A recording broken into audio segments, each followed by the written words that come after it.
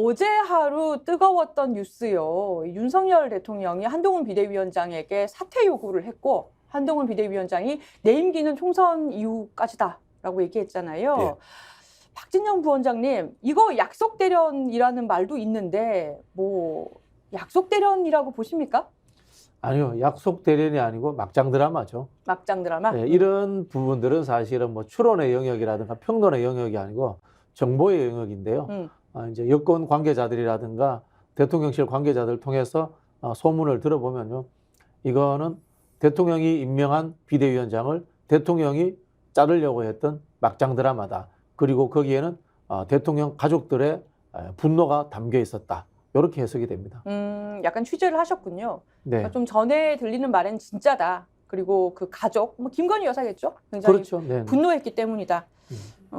이 뭐 보수 어제는 약속 대련이다라는 이렇게 너무 안 믿기니까요. 한동훈 비대위원장에 대해서 벌써 내친다는 것이 안 믿겨서 그런 분석도 있었습니다만은 오늘 아침 뭐 여러 언론 사설 등등을 보면 뭐 조선일보에서도 둘 다 확전을 피하려 했다라든가 뭐 여러 가지 이게 진짜 갈등이다라는 보도들이 나오고 있어요.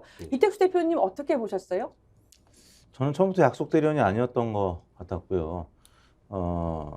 너무 그 표현 방식에 있어서 양측에서 이제 거친 표현들이 나왔기 때문에 그래서 제가 볼 때는 진짜 윤석열 대통령이라든지 아니면 김건희 여사가 많이 화가 난 것 같다. 그리고 이제 지지난주에도 김경률 비대위원 얘기했지만 스타일이 그냥 직구를 던지는 스타일이고 지난번 그 마포에서 행사 그날이 이제 공교롭게도 마리 앙뚜아네트 얘기를 이제 다른 방송에서 한 그날이었는데 또 그날 JTBC. 예, 한동훈 비대위원장이 마포를 이제 출마 뭐 일종의 지지선언처럼 이제 보이는 그런 모습을 나타냈기 때문에 김건희 여사 입장에서는 굉장히 화가 날 수밖에 없었을 것 같고 뭐 그런 과정에서 한동훈 비대위원장에 대한 용산의 이제 견제 이런 내용들이 보도가 되면서 지난주 후반부터 사실 대통령 지지율은 조금 오르려고 했는데 후반에 좀 빠지는 모습을 보였고 예.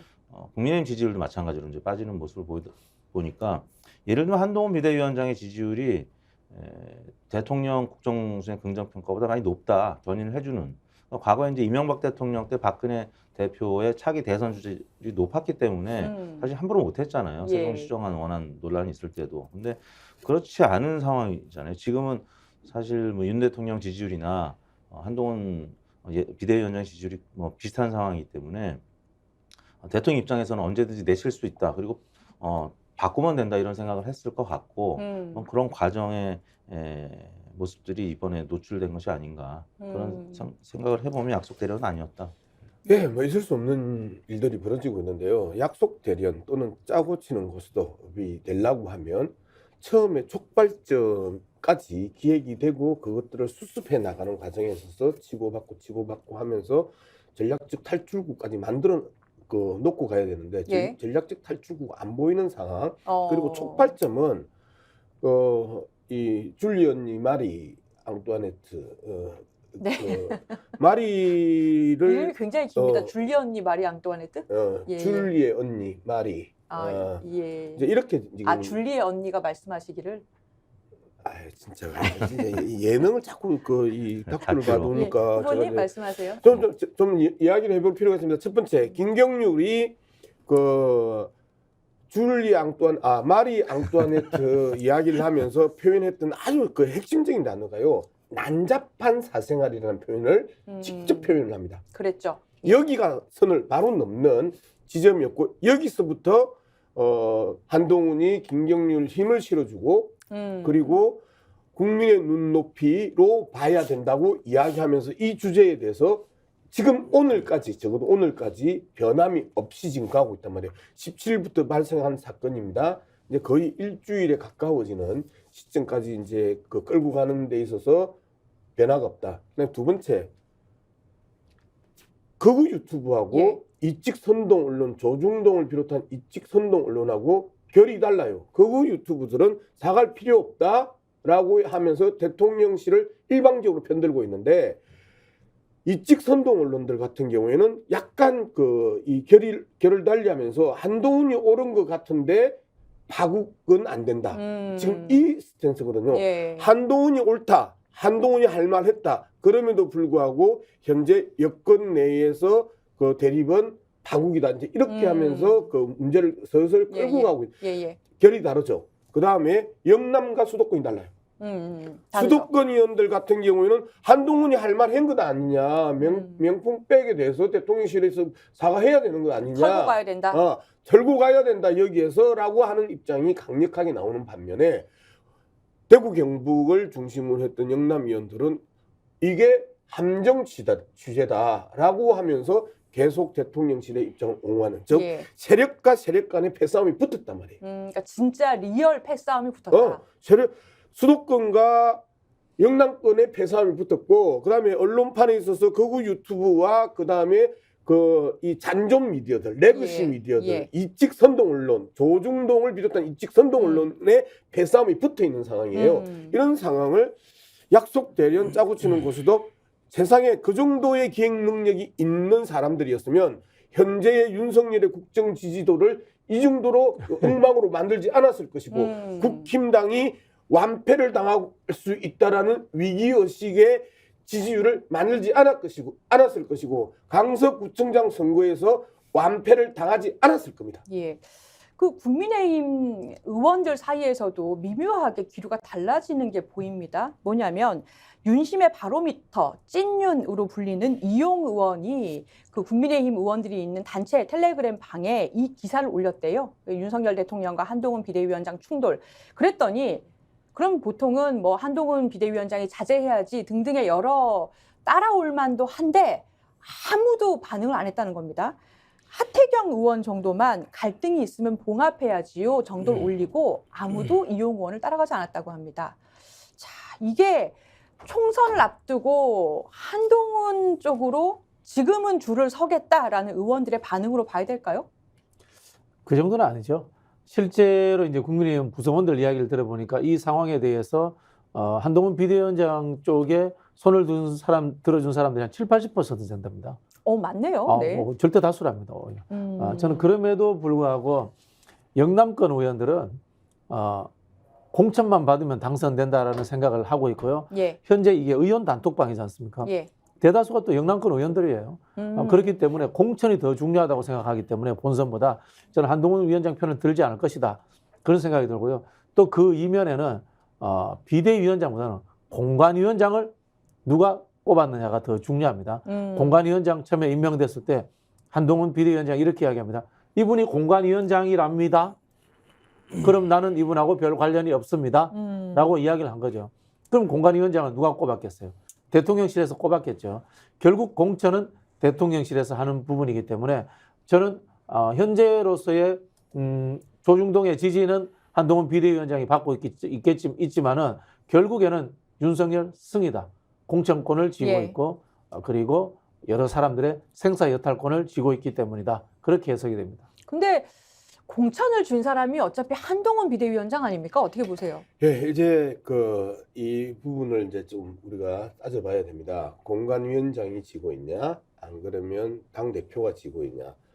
김무성의 옥새 들고 나르샤의 버전 2, 시즌 2거든요. 지금 상황에서. 자, 지금 공관위원장 같은 경우에 한동훈의 맞벌 김경률 발언 이후에 상당히 불쾌감을 공개적으로 표시를 했어요. 예. 그리고 오바라는 표현까지 이제 쓰면서 그 공관위원장은 그 불쾌감을 표시했고, 그런데 마지막 최종 승인은 비대위원장 당 대표가 찍습니다. 자, 그랬었을 때 김무성이 옥새 들고 나르샤 하면서 치열하게 이 당내 갈등을 극대화시켰던 과정들이 지금 똑같이 현재까지는 진행되고 있다. 그래서 공관위원장과 비대위원장의 갈등이 계속해서 증폭되고 있고, 그러면 어느 줄을 서야 될 것인가 이제 이 고민을 해야 되는 거예요. 그런데 영남은 영남의 힘으로 돌파하겠다. 그리고 대통령의 힘으로 돌파하겠다라고 보는 거고, 수도권은 현장에 나가보면 피부로 느끼잖아요. 계속해서 욕을 듣잖아요. 지지자들한테 욕 듣고 그 반대자들한테도 욕 듣고 하면서 김건희 명품이 정당하냐? 예, 위기감이 있죠. 예. 라고 하는 지적들부터 시작해가지고 계속해서 김건희와 관련된 이야기들의 지적을 받으면서 느끼는 체감은요, 이 부분을 털지 않으면 안 된다라는 것들을 자신들의 공천 이전에 공천을 받는다 하더라도 이번 선거 완전히 질 수밖에 없겠구나라고 하는 피부로 느끼는 현장 여론 속에서 몸이 부르르 떨리는데, 영남 지역에 있어서는 그것과 상관없이 말뚝만 꽂아도 꽃이 피고 열매를 맺는 이러한 국힘당의 공천 때문에 둔감할 수밖에 없는 거예요. 이 차이가 아주 극렬하게 나는 나타나고 있다. 그렇게. 미래 권력이 한동훈이라는 것인가 아니면은 뭐 공천권을 누가 쥐고 있는 것인가, 이거 가지고 문제가 되는 것 같습니다. 자, 벌어진 상황의 핵심은 김건희 여사 이슈예요. 그리고 그것을 촉발시킨 사람은 김경률 비대위원이고요. 김경률 비대위원이 김건희 리스크를 털고 가야 한다라는 발언을 했고, 이것을 한동훈 비대위원장이 지지하면서 윤석열 대통령 눈밖에 났을 가능성이 큰데요. 표면적인 이유는 또 그렇습니다. 윤 대통령이 지난 17일 국민의힘 서울시당 신년 인사회에서 한동훈 위원장이 김경률 마포울 출마를 거론한 것 때문에 이 사천 논란, 사천이 있어서는 안 된다라고 이야기한 것이거든요. 이 두 가지는 어떻게 보셨습니까? 이게 정확하게 말씀드리면은 앞서 말씀하신 공무원의 정당 개입이죠. 박근혜 대통령이 그 국정농단 사건에서 유죄를 받은 사안하고 거의 비슷한 겁니다. 비슷하게 보세요? 네네, 좀 비슷하게 봅니다. 그렇게 지적을 해야 되고요. 그리고 여기서 우리가 이제 간과하는 게 있는데, 언론이라든가 이제 평론가에서 뭐 현재 권력과 미래 권력이 충돌했다 이렇게 예. 자꾸 표현을 하는데요. 잘못된 겁니다. 미래 권력이라는 것이 스스로 자립해서 만들어져서 기존에 있던 기성 권력 밖으로 삐져나갈 수 있는 가능성이 존재했어야 되는데, 지금 한동훈 비대위원장이라는 사람은 윤석열이 꼽은 사람입니다. 예. 그리고 그 지지율이라는 것은 윤석열 지지율 안에 존재하고 있는 겁니다. 현실적으로. 다만 앞으로의 가능성이, 확장 가능성은 존재합니다. 그러나 이런 사람을 지금 미래 권력이라는 형태로 이야기해서 우리가 우쭈쭈 해주면서 윤석열과 싸우니까 잘하고 있다. 이거는 저는 적절치 않은 표현이다라는 생각이 들고요. 금방 말씀드린 것처럼 권력이라고 하는 것은 확장성보다는 발생 초기에 원인에서부터 인간관계를 따지게 됩니다. 그래서 제가 봤을 때는 한동훈은 결국은 윤석열에게 머리를 숙일 수밖에 없는 결과로 갈 것이다라고 저는 예측을 하고 있는 거예요. 자, 공천 개입 관련해가지고요. 지금 대통령의 행위가 저는 사실 굉장히 놀란 게, 대통령 실장을 보내서 사퇴를 얘기했다고 하잖아요. 이게 너무 공식적인 거예요. 근데 이게 전형적인 직권남용이나 아니면은 공천 개입, 그러니까 국가공무원법 위반 행위로 저는 보이거든요. 제가 이상합니까? 한동훈이 분명하게 이제 뭐 그 법리적인 부분들은 이미 박근혜 과정에 있어서 다 나와 있고, 근데 판례도 이제 다 이제 형성이 돼 있잖아요.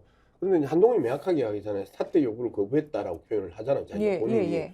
그러면 도대체 집권 여당의 비대위원장에게 사퇴 요구를 하는 대통령실은 도대체 뭘 믿고 저렇게 치고 나왔을까? 두 번째, 그걸 또 대놓고 대통령실이 이미 법을 위반했다고 한동훈이 이야기를 해버린 거야.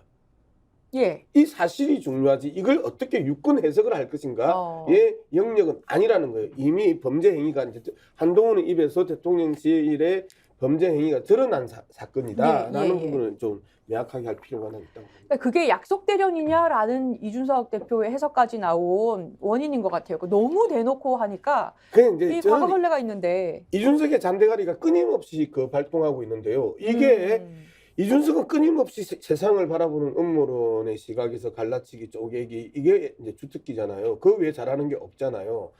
저는 이 부분을 어떻게 보고 범죄 행위가 구체적으로 드러났단 말이에요. 지금 방금 말씀드렸던 것처럼 어제 아침에 한동훈이 명확하게 그렇게 이야기했습니다. 사퇴 요구를 거절했다라는 그 이야기를 하는 그 자체가 한동훈과 비서실장의 만남에 있어서 명확하게 그 대통령 비서실장의 범죄 행위를 드러냈고, 그리고 거기에 대해서 비대위원장이 확인해줬다. 자, 범죄 행위를 드러낸 상황을 가지고 범죄 행위를 저지르면서 나중에, 저거는 박근혜에 비교했을 때 구속감인데, 네.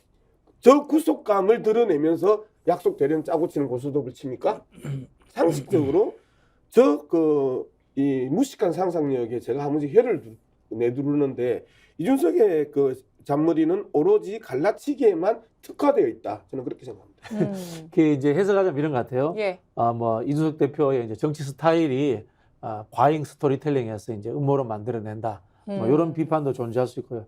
또 한편으로 보면은 이준석 대표도 양두구육의 공범이었고, 사실은 갈라치기로 해서 어떤 이게 충분히 비판을 받을 만한 사람이었는데 윤석열 대통령으로 해서 탄압받아서 예. 조금 덜 나쁜 정치인으로서 이미지가 좋아졌어요. 근데 한동훈 역시 예. 사실은 이 검사 동일체 아닙니까? 그죠? 윤석열, 김건희 부부 한 몸이라고 했는데 탄압받는 척해서 조금 덜 나쁜 정치인이 돼서 의미 있는 정치인으로서 자리 잡고 이준석과의 경쟁 관계가 형성될 수 있다라는 하나의 뭐 위기의식의 발로 뭐 이런 것도 포함되어 있을 수 있다. 뭐 그런 생각이 들고요. 저는 이 부분을 보는 타 정치 세력들의 태도에 대해서 한 말씀 드리고 싶은데요. 팝콘각이다. 또는 뭐 강 건너 붉은 기억이다. 이건 옳지 않다라고 봅니다. 여기에 대해서 저는 추론과 이 약속 대련이다 이런 걸로 보는 것이 중요한 것이 아니고요. 팩트를 가지고 제대로 된 정치 투쟁을 해주는 게 좋습니다. 김건희 디올백은 직접 수사해야 된다. 라는 이야기를 분명히 해야 되는 거고요. 그리고 김건희 도이치모터스 특검은 국회가 앞장서서 제의해야 된다. 예. 그리고 세 번째 앞서 말씀드린 것처럼 윤석열 대통령의 국민의힘 당무 개입은 국정농단에 해당된다. 탄핵 사유이다. 이렇게 정치 투쟁을 정확하게 해주는 것이 중요하지 추론하는 것은 평론의 영역일 뿐이다. 그 말씀 드리고 싶어요. 예. 지금 우리 지금- 평론하는 거 아니야? 네? 지금 예. 우리가 평론하는 거 아니야? 평론도 아니 그죠 민주당하고 제가 이준석을 한테 요구를 하는 거죠. 그런 걸 하라고. 예, 두 분 티키타카 오늘도 아주 좋고요. 자, 여러 좋은 댓글들 많이 남겨주고 계십니다. 신기섭님께서 아주 바보가 아니라면 선거 구도를 바꾸고 싶겠죠. 탄핵을 면하려면 이런 의견도 주셨고요. 여김춘다님께서는 황후마마가 수렵청정하면서 즐기고 있는 인형 가게 가면 구입 가능할 것 같다. 뭐 이런 말씀 주시면서 수렵청정이라는 말씀도 주셨어요. 이번 사태에 대해서 한겨레가 정리를 했는데요. 김건희는 이번 사태를 통해 확실한 실세라는 사실을 각인시켰다. 본인이 그러니까 이 사태가 김건희 여사에 대해서 리스크를 털고 가자 정도의 발언을 여당 비대위원이 했다는 이유로 지금 비대위원장 날아갈 뻔한 거 아닙니까? 결국 실세는 김건희다라는 게 각인된 사건이다라고 평가를 했습니다. 자, 이제 그럼 테러가 무엇이냐? 이게 문제인데요. 총선을 앞둔 상황이고 용산이 일단 수습에 나섰어요. 대통령 총애를 받는 채널A가 단독 이렇게 보도한 게 있는데요. 대통령이 이렇게 말했다고 합니다. 한동훈 비대위원장 사당화하지 말라는 것이다. 그리고 내가 뭐 아주 아끼는 후배다. 뭐 이런 발언도 또 했지요. 예상되는 수순은 뭐 김경률 비대위원의 거취 문제가 거론되던가 그게 아니면 정말로 김건희 여사가 이쯤 되면 나와서 사과를 하면서 만약에 이게 약속 대련이거나 이렇다면 사과를 하면서 극적으로 여론이 정말로 반등되든가 어떻게 보세요?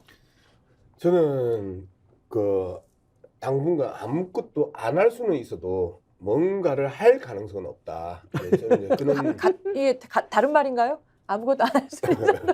자, 예. 김건희든 윤석열이든 대통령실에서는 예. 아무것도 안 할 가능성이 아주 높고요. 용산 아무것도 안 할 예. 거다. 그리고 한동훈은 이와 관련해서 더 이상 당분간 발언을 하지 않는다. 그러면서 서로가 서로에게 이 이슈에 한정해서는 침묵하고 오히려 대야 공세를 극대화시키는 행태로 나타날 가능성이 저는 아주 높다고 봅니다. 그러면 그러면서 그냥 없었던 일처럼 아무 말도 하지 않고 오히려 대야 공세를 한다. 그러면서 내부의 분란을 외부의 적을 타격하면서 빠져나가려고 하는 시도가 있을 가능성이 높다는데요. 그러면 봉합될 것이냐라는 겁니다. 자, 배신자의 아바타가 보고 큰 거는 배신의 길이 달콤하다였습니다. 그런데 한 번도 원조 배신자는 배신을 당해본 적이 없어요. 그런데 처음으로 배신을 당해요. 이 상처는 치유하지 못할 정도로 큰 상처입니다. 그렇기 때문에 1차적인 봉합은 상호간의 침묵으로 가지만 이제 공천을 놓고 또 불거질 수밖에 없는 상황이에요. 예. 그러면 이미 한동훈은 스스로가 배신의 아바타로서의 원조 배신자에게 배신을 때렸어요. 배신 행각을 했어요. 그 깐족거리는 이야기 자체가 이미 한동훈의 그 깐족거림의 대상이 윤석열과 김건희로 바뀌었단 말이에요. 그렇게 자, 보세요. 예, 저는 바뀌었기 때문에 이 상황에서 한 번 금이 간 부분 그리고 금을 가게 해가지고 오는 그 정치적 달콤함을 한동훈은 잊을 수가 없는 것이고 저쪽에서는 그 얻어맞았던 그리고 깐죽거림 조롱의 대상이 됐던 그 부분에 대한 불쾌감을 잊을 수 없는 상황이 이제 돼버린 거예요. 그렇기 때문에 서로가 치열하게 공격할 것이다. 근데 문제는요, 똑같이 캐비넷을 가지고 있어요. 윤석열이 뭐를 했는지 한동훈이 너무 많이 알아. 예. 한동훈이 드러난 것만 가지고도 윤석열이 칠 수가 있어. 서로가 기본적으로 가지고 있는 그 칼들이 예. 있고 그 캐비넷에 수많은 서류들이 있기 때문에 서로가 물리적으로 치기는 상당히 어렵게 됐다. 그러면 한동훈을 강제로 주지 않지만 한동훈은 여기서 끝이에요. 한동훈이 갈 수 있는 길은 교도소밖에 없어요. 예. 그러면 한동훈은 여기서 버텨야 되는 거죠. 여기에서 어쨌든 살아내야 되는 거예요. 그렇기 때문에 한동훈의 그 생존을 위한 필살기들이 그 나올 수밖에 없는 거고 한동훈을 어쨌든 죽이지 않으면 이 공천의 주도권을 한동훈에게 뺏기고 한동훈에게 뺏기면 수도권에게 뺏기고 수도권한테 뺏기면 영남권의 그 윤석열 지지 세력의 몰락을 그 자초할 수 있을 것이고 이 영남권의 몰락은 바로 김건희의 직접 수사, 구속 수사로 이어질 가능성이 높아져 버리는 거죠. 양 박사님 그렇게 보시는군요. 그러니까 수도권과 한동훈 대 그리고 김건희를 지키기 위한 윤석열과 영남권 네. 이 충돌이 있다. 네. 이 세력이 있다. 이렇게 보시는군요. 애초에 배싸움이 영남권 대 옛날로 치면 영남학파와 기호학파의 예. 그 배싸움이잖아요.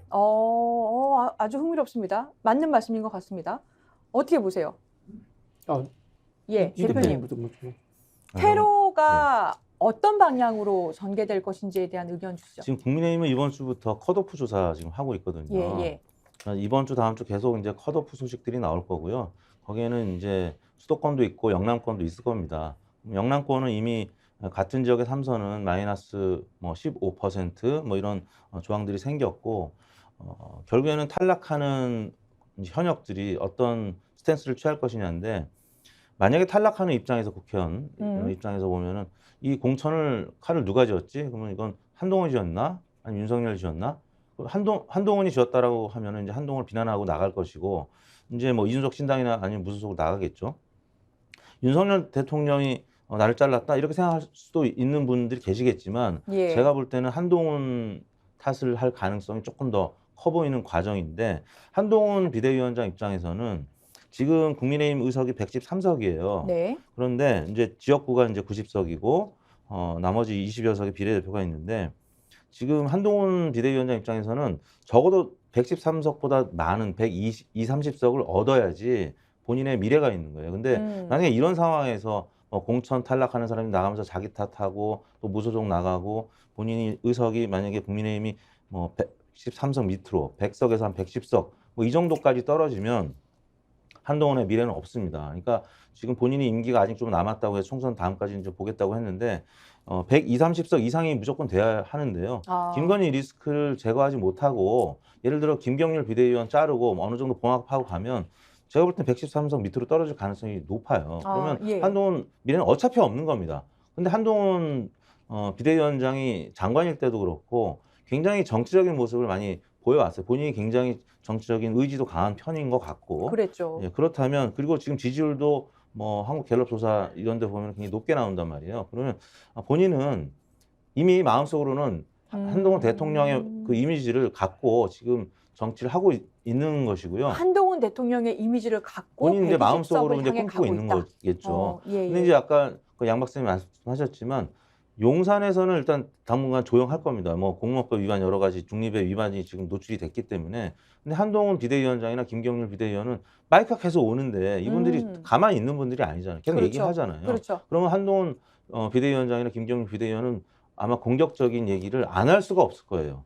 그럼 김건희 여사 리스크는 뭐 한 며칠 안 할 수는 있겠지만 계속 노출이 될 수밖에 없고 눈치를 보고 있는 국민의힘 의원들은 탈락하는 과정, 살아남으면 한동훈 또 비대위원장을 지지할 것이고 이런 과정에서 양측의 싸움이 지금 해가 두 개 떴기 때문에 굉장히 지금 치열하게 벌어질 가능성이 있고 국민의힘은 이제 객관적으로 봤을 때는 굉장히 지금 어려운 과정으로 막 급속히 빨리 진행이 되고 있다. 뭐 이런 것이고요. 이준석 대표는 약속 대련으로 볼 수밖에 없는 게 본인이 객관적인 시각을 가질 수가 없어요. 지금 얼마 전까지 전 대표에서 본인이 당했던 입장이고 그리고 자기한테 가해를 했던 두 분이 바로 윤석열, 한동훈이라고 보고 있는데 그분들 간의 갈등이 저렇게 심하다? 안 믿어질 겁니다. 그리고 두 번째는 만약에 두 분의 갈등이 심해져가지고 이탈 세력이 생기면 가장 수혜는 이준석 신당이에요. 그렇죠. 개혁신당이 가져갈 것이. 근데 그런 행운이 나한테 바로 올 것이냐? 아직은 아닐 것이다라고 보는 시각이 조금 아직까지는 많이 있는 것 같아요. 그래서 어제 약속 대련이라는 얘기를 계속 했는데 제가 볼 때는 아마 며칠 지나면 약속 대련이 아닌 걸 본인도 알게 될 것 같다는 생각이 듭니다. 그럼 이택수 대표님의 분석은 이준석 전 대표 분석은 현실성이 좀 떨어지는 네. 것이고 지금 이것은 한동훈 비대위원장의 대권 행보가 걸려 있기 때문에 물러설 수 없는 그럼요. 싸움이고 그쪽은 계속해서 싸울 거다 이렇게 보시는군요. 좀 일단 제가 요즘 댓글하고 한 번씩 싸우거든요. 예. 그 댓글 중에 뭐 하나 제가 그러시더라고요. 읽어보는데 예. 좀 마음에 안 드는 댓글이 있는데 예. 양문석 기회주의자 이거 좀 댓글 비판하더라도 좀 뭐 예. 양문석 과격파 뭐 이 정도는 제가 이해하겠는데 무슨 기회주의자라는 경쟁 후보 쪽에서 또 다른. 예, 아니 뭐 그런 예. 생각이 드는 게 아니 뭐 영남이 고향인 사람은 계속 떨어지면서 영남에 있는 거고 그러면은 수도권에 있는 사람은 그게 뭐 수도권 자기 땅입니까? 계속 거기서 출마해도 되게 이런 논리는 맞지 않다. 그런 댓글은 좀 안 근데 다스려. 양 목사님 지역구가 어디세요? 지역구가 저는 어디세요? 그걸 홍보하셔야죠.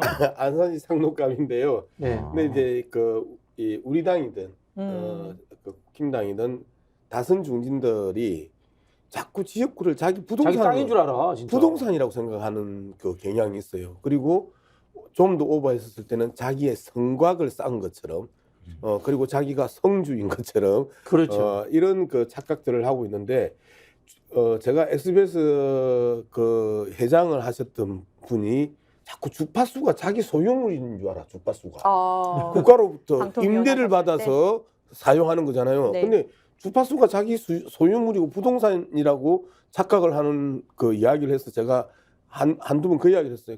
주파수가 부동산이 아닙니다.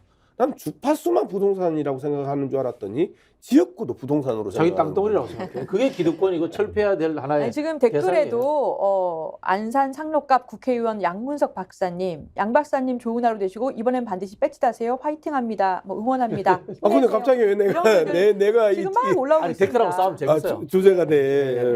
네, 그랬고 이제 제가 이제 계속 그 본론을 말씀드리면은 예. 저는 뭐 제 추론입니다. 틀릴 가능성도 있는데 원희룡 비대위원장으로 바뀔 거라고 저는 생각합니다. 그런 말도 있죠 지금. 네, 그 양 박사님이나 두 분이 이야기하시는 흐름에 전적으로 동의합니다. 예. 당분간 좀 잦아들 거라고 봅니다. 잦아들면서 대통령실에서는 김경률 비대위원회 사퇴를 요구할 거다.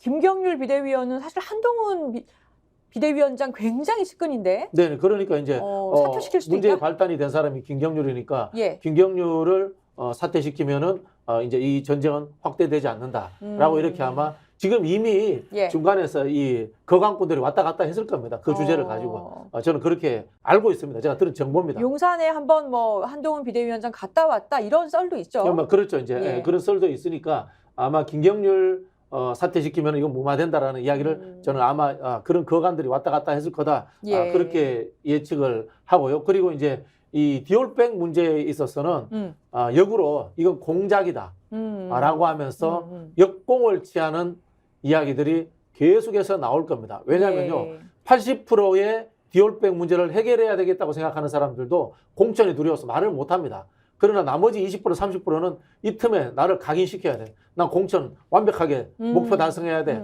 그런 생각을 갖고 있기 때문에 디올백은 공작 정치다.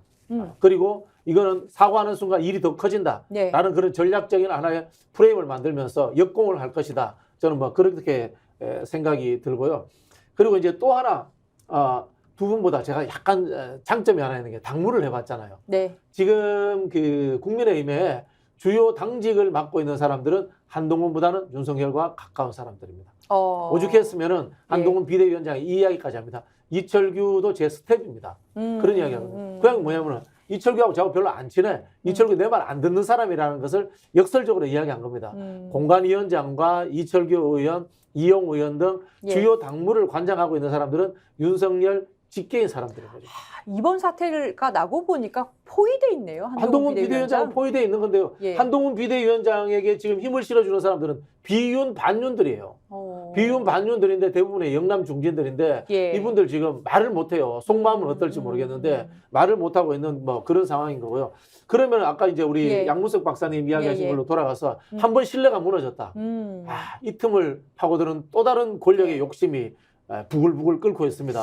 개항에 출마하려고 했고요. 예. 그리고 이제 한동훈 비대위원장과 비슷한 또래의 검사들이 봤을 때는 한 10년 정도 나이 차이도 나고 편한 선배입니다. 정치 경험도 있고요. 그리고 과거에는 중도 확장의 이미지도 있고 이런 사람이 아마 이 빈틈을 비집고 내가 당대표 해볼래라고 예. 저는 이미 작업 들어가지 않았을까요? 그럴 수 있다. 자, 말씀하신 대로 김건희 여사 한동안 안 보였었는데 새로운 프레임 계속 흘리고 있습니다.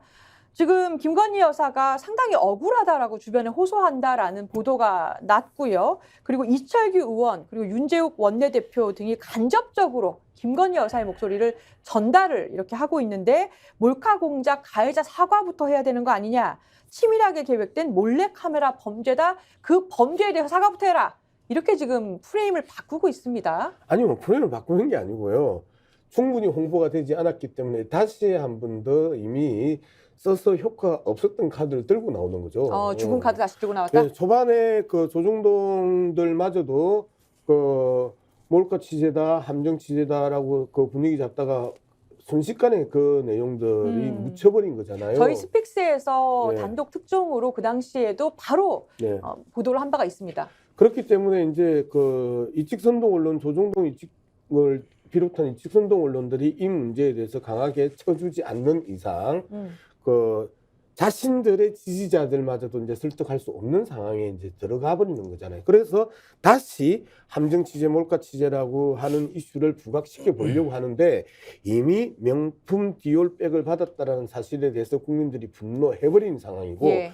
또 그 누적된 범죄잖아요. 도이치모터스 주가 조작에 대한 국민들의 70%가 거부권 행사해서는 안 된다고 이야기한 데 대해서 하나를 더 얹었단 말이에요. 이제는 심지어 영부인이 뇌물까지 받네? 라고 그 이야기를 하니까 대통령실에서 뇌물이 아니고요. 그 선물입니다. 라고 이제 이야기하면서 이 이야기를 가지고 더 분노를 일으키게 지금 만들고 있는. 예. 네, 그러니까 이 부분에 대해서 자기들이 이미 한 번 써버리고 효과 없음이 증명됐던 몰카 취재, 함정 취재 프레임을 다시 한번 걸어보려고 하는데 이미 시기적으로 국민들의 분노와 국민들의 지식이 너무 높아져 버렸다. 이거는 안 먹힐 거다 이렇게 보시는군요. 예. 자, 재미있는 또 상황이 하나 있는데요. 김건희 특검법 재의결에 한동훈 비대위원장이 동참할 것인가라는 부분입니다. 자, 김건희 여사 리스크에 대해서 비판했고 어느 부분은 또 인정하는 발언까지 했는데요. 이재명 대표가 한동훈 비대위원장 김건희 특검법 재의결에 동참하셔라, 할 일을 하셔라라고 또 발언을 했는데요. 상당히 조율할 거라고 생각을 해요. 그 예. 유승민과 박근혜의 사례를 봤었을 때 그때 어떤 일이 있었죠? 유승민은 끝까지 갔거든요. 예. 끝까지 가면서 결국은 박근혜 이후 거의 이제 10년이 다 돼가는 이 시점에서도 유승민이 배신자 프레임을 벗지 못하고 있는 상황이잖아요. 예. 그러면 지금 한동훈 입장에 있어서는 배신자로 갈 것이냐, 예. 공신으로 갈 것이냐, 장업을 할 것이냐, 지금 이 영역에 서 있단 말이에요. 예.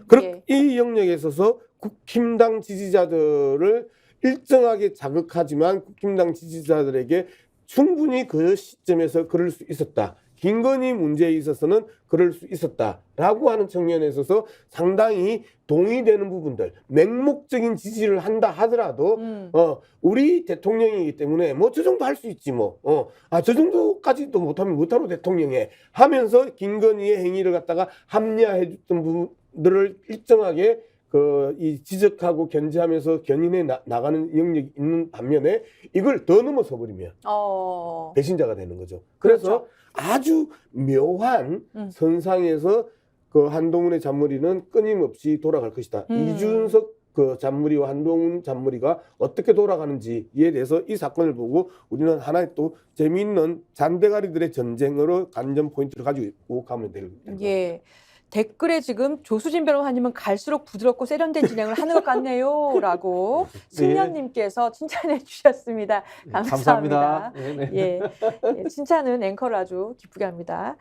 자, 이택수 대표님, 네. 그 여론조사 꽃에서 네. 조사한 게 있잖아요. 2024년 1월 19일에서 20일까지 전국 만 18세 이상 남녀 1,017명을 대상으로 네. 여론조사를 했는데 한동훈 위원장이 그 49장 야구 관람하고 네. 1992 티셔츠 논란이 일었을 때 했던 해명 있잖아요. 네. 근데 그 해명에 대해서 신뢰도 조사를 했더라고요. 굉장히 흥미로운데 결과 어떻게 나왔습니까? 네, 이제 전화 면접과 자동응답 방식 두 방식으로 했는데요. 이제 위에 보시는 그래프가 전화 면접, 캐티가 전화 면접인데 35.6%만 한동훈 비대위원장의 발언을 신뢰한다. 그리고 자동응답 방식에서는 그보다는 높은 42.3%. 저는 이제 늘 이런 그래프를 볼 때 윤석열 대통령의 국정수행 긍정평가, 이른바 윤석열 대통령의 지지율하고 비교해서 보는데요. 아, 그렇게 비교해서 보면 어떤 의미가 있나요?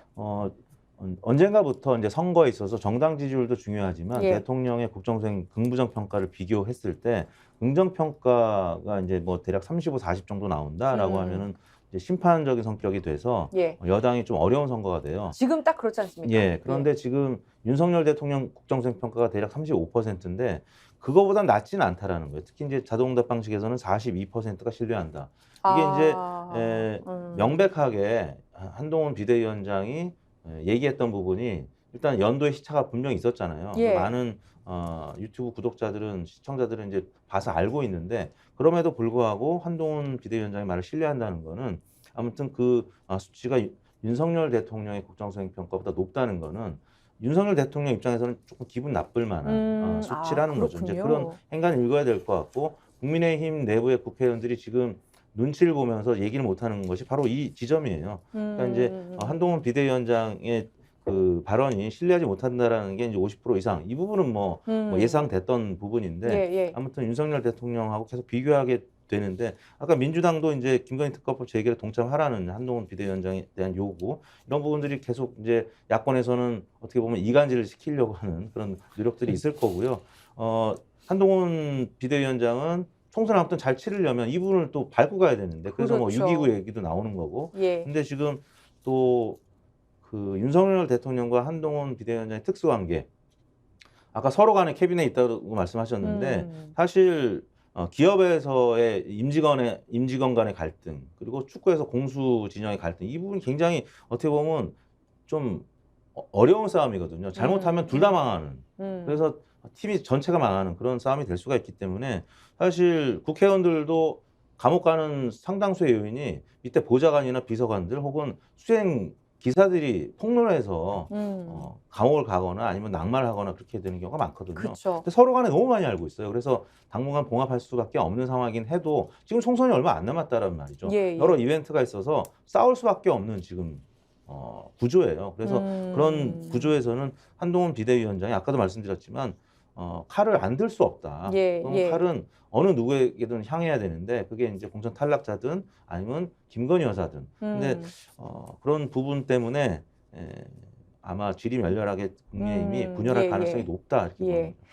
자, 여론조사를 하나 더 보긴 할 텐데 그 전에 흥미로운 인터뷰가 하나 있었어요. 네. 뭐냐면 그 민주당의 선거 족집게로 불리는 이근영 전 전략기획위원장, 그러니까 성한용 한겨레 헌림 기자하고 인터뷰를 했는데요. 그러니까 이근영 위원장은 지난 총선 때 180석 예측을 했었고 2004년 노무현 탄핵 직후에는 열린우리당의 152석을 정확하게 예측하기도 했고 2016년에는 어느 당이 일당이 될지 알 수 없을 정도로 초박빙이라고 했는데 그때 정말 123대 122가 나왔었어요. 그런데 이번 선거 좋지 않다. 민주당이 박빙 열세다. 이렇게 분석을 했어요. 이 예측의 근거가 뭐였냐면 이근영의 예측의 근거는 지난 총선 때는 대승을 했던 게 문재인 대통령 지지율은 긍정평가, 부정평가가 비슷하긴 했지만 정당 지지율만큼은 민주당이 크게 앞섰었다. 그게 총선에 반영이 됐었는데 이번 총선은 보면 양당 지지율이 그렇지 않습니까? 계속 엎치락뒤치락 오차 범위 내에 있어요. 이 상황에서 아무리 대통령의 부정평가가 높다고 해도 사실은 박빙 열세가 오히려 민주당일 수 있다. 너무 대승할 것이다. 낙관론 펼치고 뭐 180석 그 이상일 것이다 하는 것이 근거가 박약할 수 있다. 이렇게 좀 말을 하면서 인터뷰 끝에 윤석열을 잡아야 한다. 한동훈 그런 구도로 가서는 안 되고 윤석열 대 이재명 구도로 가야 된다는 그런 취지로 얘기를 했어요. 어떻게 보십니까? 2010년도 서울시장 선거를 합니다. 여론조사 우리 이야기하는 이제 블랙아웃 깜깜이 때도 보면요. 한명숙 후보가 오세훈 후보한테 15% 집니다. 근데 오픈하니까 그게 1%인가 2% 0.2% 차이였습니다. 0.6 네. 그 당시 상황에 대해서 여론조사 전문가들은 뭐라고 이야기할까요? 저는 이근영 대표가 이야기했던 윤석열을 상대로 싸워야 된다라는 이야기는 동의를 합니다만은 그 결론이 민주당에게 불리하게 적용할 것이다라는 것에 대해서는 동의하지 않고요. 네. 그리고 저도 예전에 총선 결과 맞출 때 예. 저는 지역구 하나 빼고 다 맞춘 적도 있어요. 아, 그랬군요. 네. 이거 좀 대대적으로 홍보하셔야 되는 거 아니 아닙니까? 제가 이제 그런 일을 하질 않았을 때니까 예. 당의 실무자로 있을 때니까 이야기인데요. 지금 그 이제- 기사를 가지고 네. 별로 논하고 싶지는 않습니다. 리얼미터에서 스카우트 하세요. 사업체 하나 차리셔야 될 것 같은데요. 아니 뭐 예. 틈틈이 조언을 제가 이제 구하면 되니까요. 예.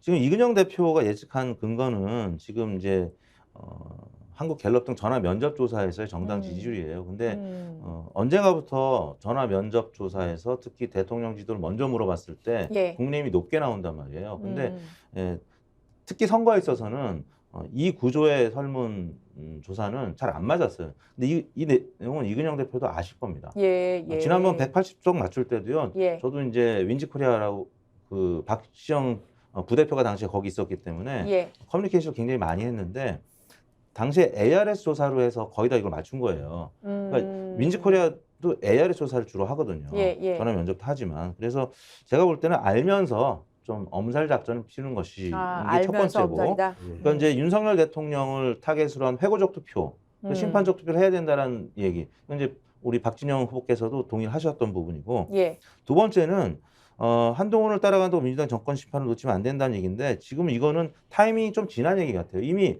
윤석열, 한동훈 지금 어떻게 보면 굉장히 지리 멸렬한 싸움을 시작을 했잖아요. 예. 이제 한 패키지이기 때문에 예. 회고적 투표로 갈 가능성이 좀 높아지고 있는 상황이라서 이근영 대표가 지금 사실 언더독 효과에 근거한 예. 캠페인을 해야 된다. 이건 맞는 얘기인데 예. 지나친 좀 엄살 작전이 아닌가 이런 생각이 듭니다. 저는 비슷하게 동의를 하는데 지금 이제 음. 이택수 대표 말씀하셨던 민주당의 이 낙관론에 대한 경고로 이제 봐야 되겠죠. 계속해서 200석 이야기하고 예. 하는 부분에 대한 이 발언 자체가 전체 선거판에 아무런 도움이 안 된다. 이제 이 부분에 대해서 이야기를 하면서 지금 경계심을 고조시키고 자극하는 부분에 있어서의 그 발언이다라고 보는 거고요. 현실적으로 우리가 평가를 할 때 가장 가까운 데이터는 강서구청장 선거 득표율이에요. 예. 17% 나왔던 강서구청장 선거 득표율인데 그 득표율에 가장 가깝던 조사 방법론은 ARS였다라는 거예요. 그죠? 자, 그랬었을 때 우리가 직접 면접 조사와 ARS의 두 개를 놓고 봤을 때 지난해 10월에 있었던 강서구청장 선거 득표율의 그 차이를 가장 가깝게 봤던 거는 직접 여론조사 방식이 아니고 ARS를 했다는 부분을 좀 명확하게 할 필요가 있고 그 다음에 실제 17%포인트가 벌어졌다는 것은 여전히 국힘당이 39에서 40%의 득표율을 가지고 있다는 거예요. 그렇죠. 예. 그죠? 예. 이 득표율보다 지금 윤석열의 지지율이 35% 전후, 국힘당 지지율이 38% 전후, 이 정도 차이를 놓고 있으면 이 데이터들은 대체적으로 맞는 데이터죠. 그렇기 때문에 우리가 조사 방법론에 있어서도 실제 득표율을 그 기준으로 봐야 될 것이고, 그리고 여전히 많은 국민들이 가지고 있는데, 자, 이번 사건이 상당히 이후의 여론조사에 있어서의 획기적인 터닝 포인트가 될 가능성이 높다라고 저는 보는 거예요. 중요한 모멘텀 상황에 지금 들어갔다고 보는 건데, 그렇군요. 이 사건이 어떻게 정리되느냐에 따라서 폭락이냐 유지냐 플러스 알파는 없을 거라고 봅니다. 자, 그러면 리얼미터에서 이루어진 2024년 1월 3주차 정당 지지도 변화 한번 보겠습니다. 네, 리얼미터는 이제 민주당이 계속 높은 상태가 유지가 되고 있고요. 국민의힘은 대통령 국정수행 평가, 긍정 평가랑 비슷하게 30% 중반. 그러니까 1월 2주차 때는 39.6%까지 올라갔습니다. 한동훈 비대위원장의 이제 취임 이후에 좀 기대 수치가 좀 반영이 됐다가 그 전이나 후나 지금 그 전은 김건희 여사 특검 관련된 그리고 거부권 관련된 어떤 얘기가 있었을 때고 그 이후에 김경률 비대위원 이제 공천 관련된 이야기가 있을 때 다시 떨어졌고 그러니까 지금 한동훈 비대위원장의 등장 이후에 40%를 아직 넘지를 못하고 있어요. 한국 갤럽 조사에서도 민주당보다는 한 2, 3%포인트 높긴 합니다만 그래도 40%를 못 넘어요. 한국 갤럽 조사 기준하면은 지난 강서구청장 지금 나오는 게 보궐선거. 한국 갤럽 조사죠? 네, 맞습니다. 빨간색이 36%, 국민의힘입니다. 민주당이 3%포인트 낮은데 지난 강서 보궐선거 때도 서울 지역에서 당시 17%포인트 민주당이 이겼는데 아까 양 박사님 언급하셨던 부분인데 당시에 갤럽 조사에서는 서울에서도 국민의힘이 한 10% 안팎 이기는 걸로 나왔던 기억이 있습니다. 그렇기 때문에 이균영 대표 얘기를 제가 이제 좀 엄살 작전이라고 말씀을 드린 거고요. 여하튼 갤럽 조사에서도 이번 총선의 성격이 무엇이냐라고 하면 여당 견제냐 아니면 뭐 야당을 지지하는 것이냐 물어보면은 아무튼 여당 견제 혹은 야당 지지 의견이 50%가 넘게 나와요. 갤럽 조사에서도 여당을 지지해야 된다, 국정 운영을 지지해야 된다는 건 30% 조금 넘는 수준이기 때문에 이번 총선은 애초에 판 자체가 국민의힘한테 불리한 선거인데 지금 이런 국민의힘 내부 자중질환 때문에 조금 더 암울한 상태가 되고 있다. 뭐 폭망할 가능성도 배제할 수 없다 정도의 이야기들이 지금 여의도 정가에서 나오고 있는 것 같습니다. 이번 주와 다음 주 조사 정말 기대가 좀 되네요. 어떻게 흘러갈지 지켜봐야 될 것 같습니다. 자, 방심위원 위쪽으로 한번 가볼게요. 양 박사님, 윤석열 대통령이 방심위원 야권 추천위원 2명이 해촉된 자리에 여권 추천위원인 문재환, 이정옥 위원을 위촉했습니다. 그래서 민주당에서 대통령 추천 이 방심위원 2명이 편파다라고 규탄을 했는데요. 지금 이게 방심위 내 구도가 여야 구도가 6대1이 돼버렸죠. 이 상황에서 이 방심위에서는 22일 어제 전체 회의를 열고 MBC 이제 심의하겠다. 바이든 날리면 이거 거짓 보도하지 않았냐? 심의하겠다. 이렇게 결정을 했어요. 어쨌든 그 방송통신위원회가 지금 두 사람이 끌고 가고 있잖아요. 합의제 기구와 독임제 기구의 차이잖아요. 합의제는 장관이 일방적으로 결정할 수 없어요. 의원들의 합의를 통해서 다수결을 통해서 문제를 풀어가는 거고 독임제는 장차관 구조란 말이에요. 즉 방송통신위원회나 방송통신위원회 산하에 있는 방송통신심의위원회나 이게 합의제 구조를 가질 수 있었던 것은 여당과 야당 그다음에 아군과 적군의 그 영역에서 합의를 해서 그 교집합을 도출하라 이거였거든요. 근데 기본적인 합의제 그 기구를 합의제의 성격을 완전히 거세시킨 상황에서 상위 기관인 방송통신위원회 그리고 하위 기관의 그 방송통신심의위원회까지 이제 만들어 버렸다는 게 가장 첫 번째 문제고요. 두 번째, 그러면 이들의 기능은 그 공적 기능은 그 유지가 되냐? 완전히 상실해 버렸다. 그래서 무슨 짓을 하든지 별로 관심이 없다. 그리고 지금 얻어맞는 부분들은 나중에 회복될 가능성이 높다라고 하는 측면에 있어서 그 문제가 있고 세 번째가 이제 가장 그 핵심적인 게 정말 권력을 쥐었다고 그동안에 만들어놨던 민주적 시스템 자체를 엿장수 마음대로 자르고 붙이고 떼고 그 찢네라고 하는 부분에 대한 국민들의 반감만 심화될 가능성이 높다. 자, 지금 그 의원의 구성 부분도 이렇게 임의적으로 자의적으로 임명을 하고 어떤 임명은 계속해서 미루고 이렇게 해서 여야 간의 균형을 깨트린 것도 문제인데요. 지금 당장 MBC 보도 심의에서 MBC의 원보도뿐만 아니라 심의 대상이 타 방송사의 인용이나 관련 보도도 전부 다 심의하겠다고 그래요. 자, 이렇게 되면 사실 1심 판결만 난 상황이고 1심 판결도 논란이 지금 많았어요. 그 감정 결과라든지 감정 불가로 나왔는데도 불구하고 MBC 패소 이렇게 나온 상황에 대해서도 말이 많은데 이걸 근거로 MBC뿐만 아니라 인용 보도사까지 전부 다 지금 제재를 하겠다라고 해서 어떻게 보면 피바람이 불 수도 있다 지금 이런 상황이 됐는데요. 현실적으로 방송통신심의위원회가 MBC에 피바람을 줄 수 있는 건 없습니다. 이제 방송통신심의위원회가 심의 결과를 그 방송통신위원회에서 보내면 예. 방송통신위원회에서 이 부분들을 수용할 것인지 기각할 것인지를 결정을 하거든요. 예, 예. 근데 얘들은 한 팀이잖아요. 그러면 방송통신위원회가 그 방송사에게 줄 수 있는 최고의 그 징계는 제허가 불허입니다. 그렇죠. 자, 제허가 그죠. 불허란 말이에요. 예. 그럼 제허가를 안 해주는 거예요. 예. 그러면 그 방송사는 문을 닫아야 돼요. 그런데 대한민국에서 지금 그 법적 미비점은 뭐냐면요. 예. MBC 방송사를 제어하지 않아. 불허를 했어. 그 뒤에 어떻게 수습할 것인지에 대한 내용이 전혀 없습니다. 예. 그러면 MBC 문을 닫겠다라고 하면 모든 방송을 올 수도 없이 시켜야 되는데 거기에 대한 법적 근거가 부존하다. 그럼 그러면 어떻게 할 건데? 박사님께서 보실 때는 제재 수위라던가 어떤 방향으로 갈 거라고 보십니까? 뭐 계속해서 제어가 불허 쪽으로 그 끌고 갈 가능성이 높은데 지금 제가 정확하게 MBC 제어가가 지난번에 몇 년을 받았는지 3년 뒤로 받았는지 5년 뒤로 받았는지 정확하게 지금 기억을 못해서 모르겠는데요. 현 정권 하에서 아마 제어가 심사가 들어갈 겁니다. 현 정권이 그대로 유지가 된다면 이라는 전제 조건에서 제어가 심사가 들어갔었을 때 제어가 심사 과정에 있어서는 이 인적 불이익은 있을 겁니다.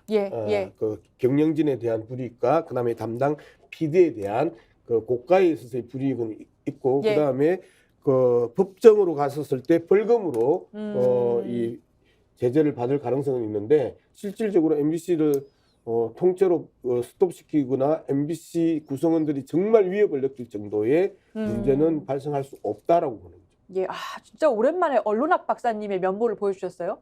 예. 정치학 아니고요, 언론학 박사님 맞으시네요. 그리고 위원 실제 또 하셨잖아요. 네. 예, 맞아요. 전문가십니다. 예.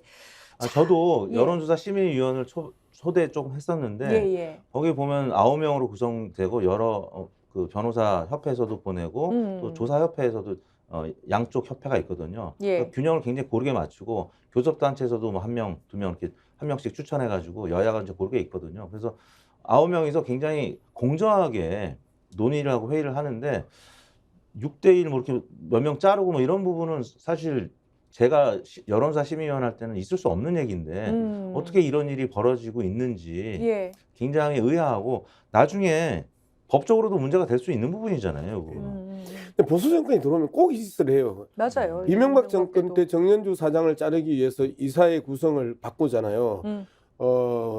이 소위 말하는 민주진영의 교수를 근태로 잘라내요.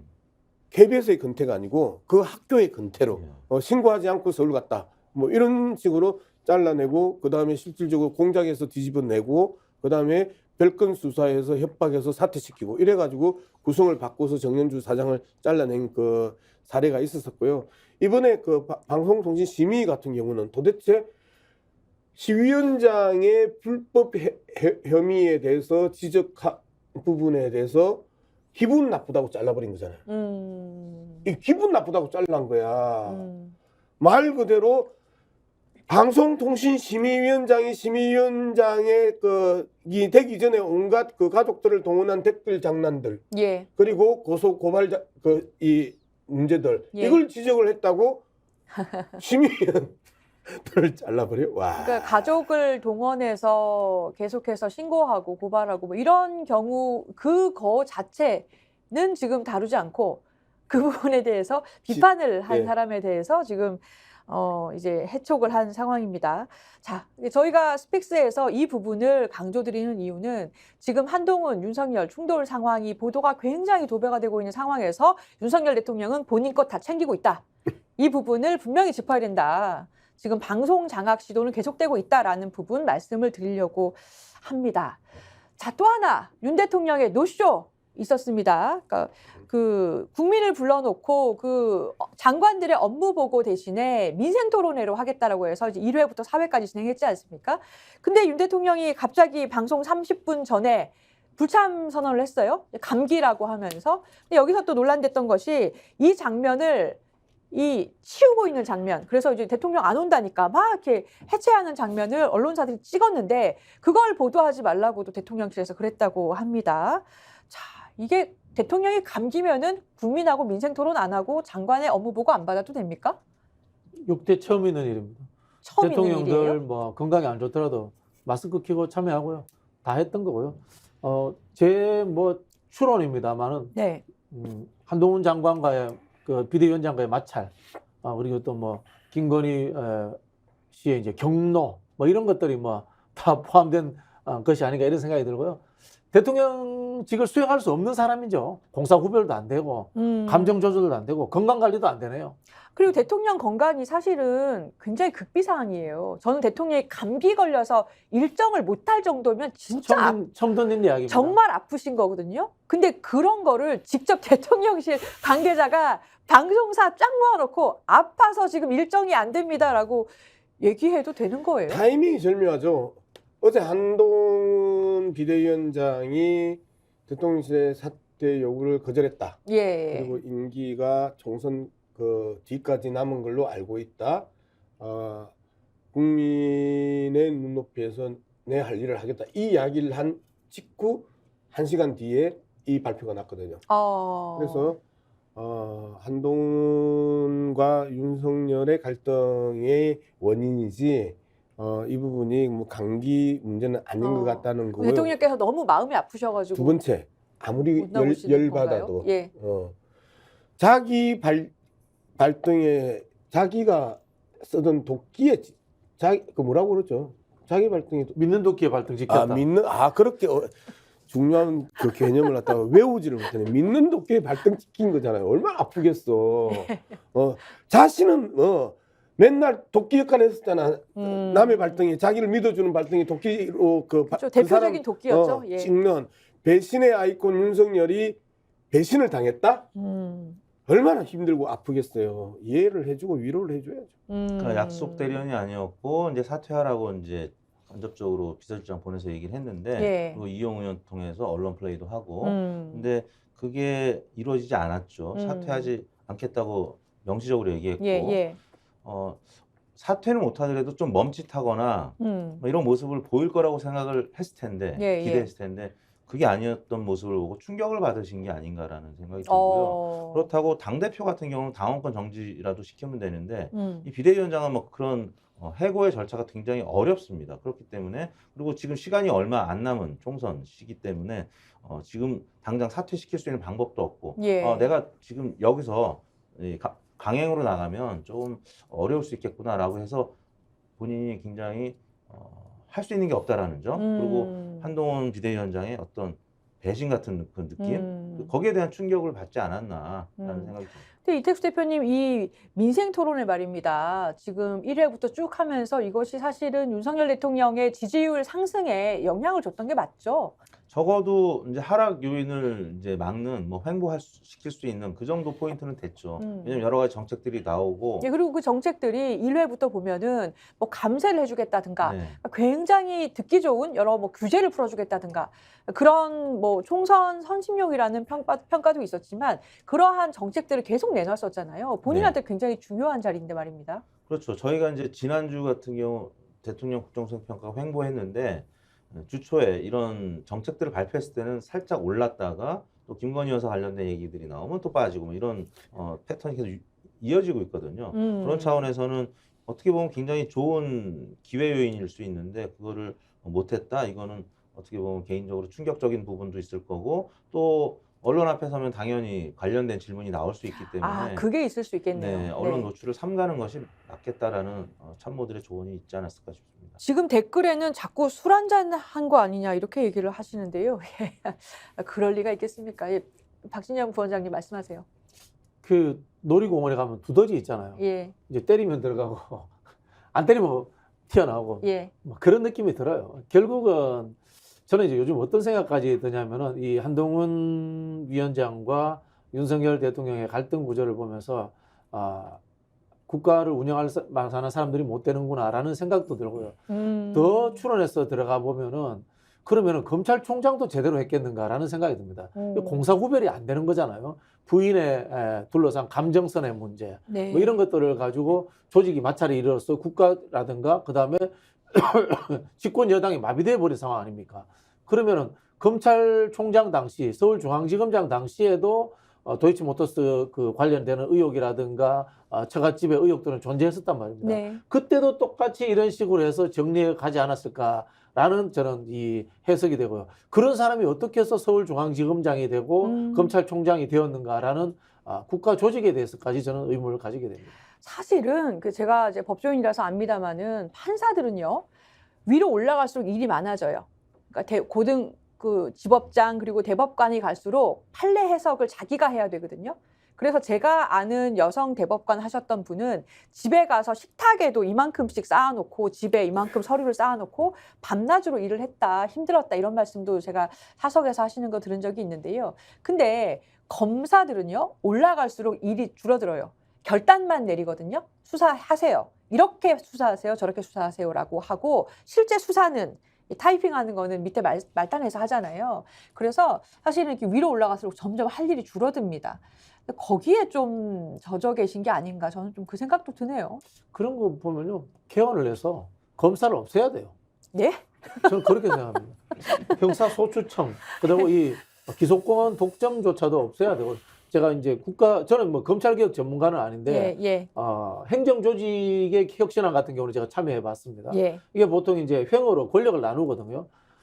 기소 독점이라는 것을 깨가지고 기소권이 나눠줘야 돼요. 사실은 이 사법체계라는 것도 국민에 의해서 대의된 거라고 생각한다면 국민들이 기소권을 행사할 수 있는 과정들이 존재해줘야 됩니다. 배심 원제처럼. 네, 그렇게 네. 이제 나누는 거고요. 그다음에 종으로 지방으로서의 권력도 나눠주고 이렇게 해서 그런 식의 권한을 깨준다라고 생각을 해야 되는데 예. 우리는 그걸 자꾸 이제 수사권의 문제로 기존에 있는 사정기관에서 어떻게 조정할 것인가를 문제로 접근하다 보니까 민주적 통제라든가 문민 통제라는 부분들에 대해서 어긋나지 않았나 그런 생각이 들어요. 그러니까 국민 참여적인 요소 또 배심원적인 요소를 기소권에도 반영해야 된다. 그 결국은 이제 권력을 예. 깨는 거예요. 독점적 예. 권력을. 그러니까 검찰 개혁의 가장 큰 그 과제죠. 주제이기도 하고 화두이기도 한 것이 기소권을 누군가는 행사해야 되는데 이게 너무 큰 권력인데 어떻게 나누고 어떻게 견제할 거냐. 어떻게 그리고 깨끗하게 유지할 거냐. 근데 그게 또 원활하게 하기 위해서는 어느 정도의 동일성이 있긴 해야 되거든요. 이 점에 대해서 계속 고민입니다. 자, 이제 끝으로 하나만 더 살펴볼게요. 이재명 민주당 대표가 국가보안법 위반으로 고발을 당했어요. 그러니까 지금 우리 북한이라는 단어를 이재명 대표가 썼는데요. 그러니까 19일에 이 대표가 뭐라고 했냐면 당 최고위원회에서 김정은 북한 국무위원장에 대해서 적대행위 중단해라 이렇게 얘기하면서 선대들 우리 북한의 김정일 또 김일성 주석의 노력들이 폄훼되지 않도록 애써야 할 것 우리 북한에라고 해서 그래서 지금 신전국 대학생 대표자 협의회가요. 이거를 신전대협이라고 한다네요. 신전대협이 이재명 대표를 국가보안법 위반으로 고발했어요. 이거 어떻게 해야 됩니까? 네, 국가보안법 재밌어요. 자주민주통일이라고 했던 1980년대 중후반에 제가 썼던 그 자주민주통일이라는 성명서가 국가보안법 위반이었어요. 본인이 쓴 성명서 그래서 그러니까 국가보안법 위반이었어요. 예. 제가 이제 국가보안법 문제도 이제 걸려 있는 게 자주민주통일이라고 썼던. 혹시 전과 있으십니까? 저는 전과 3범이에요. 예. 근데 이제 자주민주통일을 썼기 때문에 이런 전과가 생기는 거예요. 이 국가보안법으로 바로 가는 거예요, 이 부분은. 네. 이런 식으로 그 국가보안법이 있는 이상, 그 우리 대통령께서 우리 일반적으로 그렇게 이야기하잖아요. 또 우리 윤 대통령께서 우리 김건희 여사께서 네. 하면 민주당 국민의힘인데 민주당 뭐 이런 거지. 나 그만할래. 국민의힘 됐네. 국기. 우리 북한 언급했다고 국가보안법으로 당대표가 고발당하는 현실이 참 이게 지금 2024년인지 의심스럽습니다.